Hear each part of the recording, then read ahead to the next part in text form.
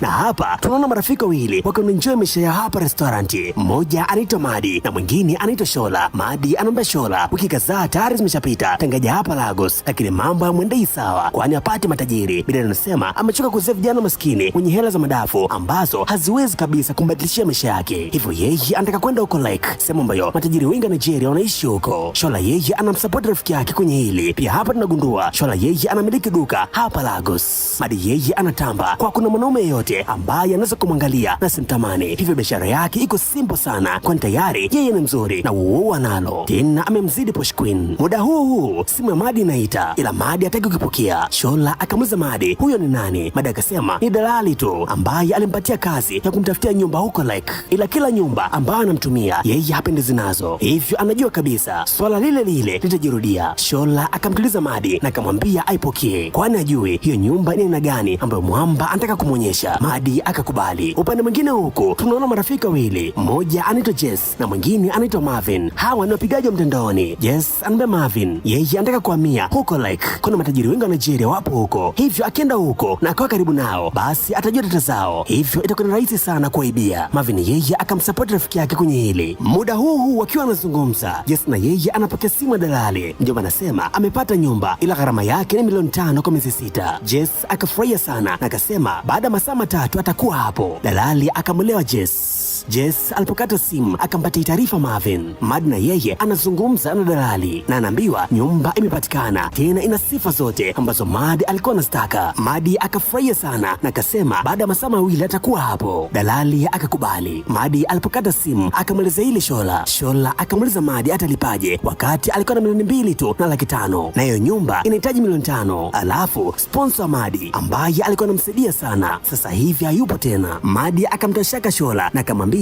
yeye ana milioni 2 na laki 5, pia ana mwili wake ambao anaweza kutoa na kibunda kikatosha. Shola akamwelewa rafiki yake. Madi yeye anategemea sana mwili wake kupata mabunda. Baadaye Jess anaonekana tayari ameshafika kwa dalali na hapa wanamsubiria Madi kwani mpaka sasa hajafika. Ila muda huu Madi na yeye anaingia hapa. Jess akaanza kumlaumu Madi kwani amewasubirisha sana hapa. Madi na yeye akamuuliza dalali huyo ni nani au msaidizi wake. Hapa wawili wakaanza kugombania nyumba. Dalali akamvuta pembeni Jess na akamuuliza yeye ana shilingi ngapi. Jess akasema yeye ana milioni 2 na laki 5 tu. Dalali akasema sawa, kisha akamuuliza Jess na yeye ana shilingi ngapi. Jess akasema na yeye ana milioni 2 na laki 5. Dalali huyu akawaambia njia pekee ya kupatia hii nyumba inabidi ungane na waishi wote humu kwani kuna vyumba viwili na watu wengi huko Lake ndio wanafanya hivyo, hivyo unganisha hela zao na mpatie milioni 5. Mwanzoni Madi na Jess alikata hili swala, ila kulingana na urefu mifuko yao wakakubali kuishi pamoja. Wajomba leo ni siku ya kwanza kuonana, ila hapa wanawashana moto wa kutosha. Sasa itakuwaje wakiishi pamoja? Baadaye Madi aliporudi nyumbani akamuuliza ile rafiki yake kwa kwenye nyumba ambayo anaenda kuishi kuna mtu mwingine atakuwepo pale na yeye hajampenda kabisa. Shola akashangaa sana kwani anamfahamu vizuri rafiki yake kwa pende kuishi na watu. Madi akasema hana namna kwani hana hela, pia Chief hayupo tena kwenye maisha yake, hivyo Chief alikuwa anampatia kila kitu Madi ambacho alikuwa anakitaka. Shola akamweleza rafiki yake. Madi anasema ataishi pale na kifanikiwa kupata ile hela basi atalipa yote, alafu atamfukuza mtu ambaye ameishi naye. Shola akamwelewa Madi na kesho yake mapema kabisa Madi akahamia kwenye hii nyumba. Bidada anafuraha kinoma kwani anajua kabisa ndani ya mji anaenda kupiga vibunda vya kutosha kwani matajiri wengi wa Nigeria wanaishi hapa. Lakini bidada kabla hajatulia vizuri akaanza kusikia kelele. Jess na rafiki yake wao wanafuraha kinoma kwani tayari washampiga mtu huko kibunda. Madi akaenda kwa Jess na kumgongia mlango. Jess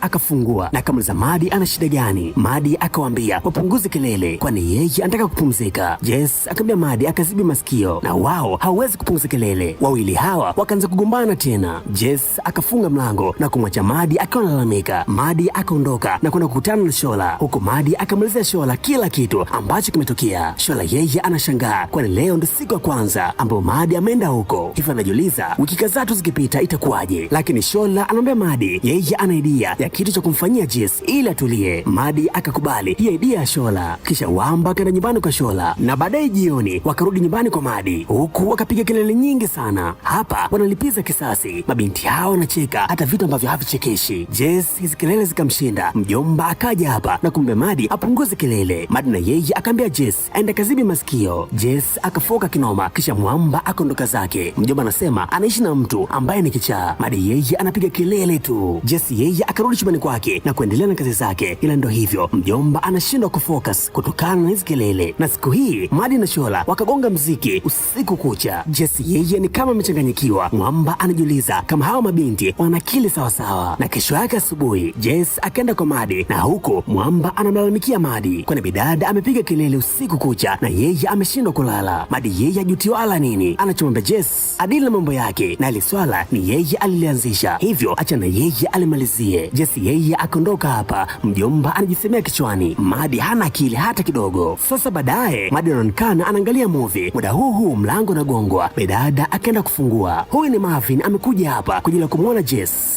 Mjomba akamtazama Madi kwa jicho fulani hivi. Hii inaashiria kabisa kwa mjomba amemkubali Madi. Marvin akaenda chumbani na huku akamwamsha Jess na kumwelezea kwa Madi ndio yule binti ambaye alikuwa anamtumia DMs kule Instagram na alikuwa amjibu. Jess akashangaa sana kwani Marvin alimwambia kwa bidada anaishi maisha kitajiri sana huko Abuja. Picha zake anapiga katika nchi mbalimbali za huko Ulaya. Marvin mwenyewe anashangaa, ila mwamba anasema ndio huyu. Jess akamwambia Marvin kama ni huyu basi ajue kabisa kwa bidada hana akili. Siku hii baadaye Shola akaja hapa kumtembelea Madi. Hapa mabinti hawa wanapiga story. Shola akamuuliza Madi kama Jess ni handsome au ni aje. Madi akasema ni mbovu tu kama nyani. Shola anasema anatamani sana muone. Madi akamwambia atamuona tu avumilie. Shola akasema ana sikio hivyo anda kuchukua maji kule jikoni. Madi akamruhusu. Shola alipoenda jikoni akakutana uso kwa uso na Jess. Bidada akashangaa sana kumwona Jess, kisha akajitambulisha kwa jina lake anaitwa Shola na yeye ni rafiki yake na Madi. Jess akaanza kumsema Shola kwa kumsaidia Madi kupiga kelele usiku kucha. Mjomba anaonekana hajamkubali hata kidogo Shola. Shola akachukua maji na kuondoka zake, ila bidada yeye amemkubali sana Jess.